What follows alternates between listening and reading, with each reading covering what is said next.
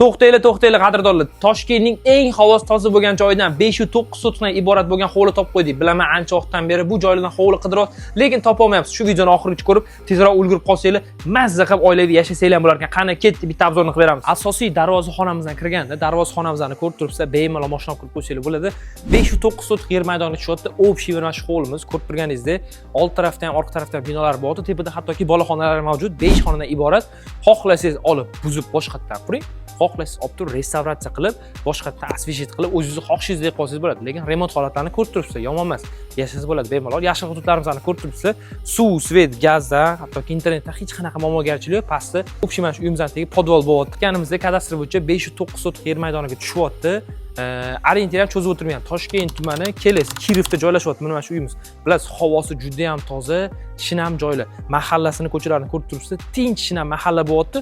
Hozirgi payt shu hovlimizning turishiga startoviy 130 ming dollar so'ralyapti. Inshaalloh kelishtirib, yana arzonga qilib beraman deyaptilar. Akamizga telefon qiling, haqiqatdan gaplashsangiz, kelishadigan bo'lsangiz, cho'tki qilib beraman deyaptilar. Tushunadigan yaxshi inson ekanlar. Telefon qiling, ko'proq ma'lumot oling.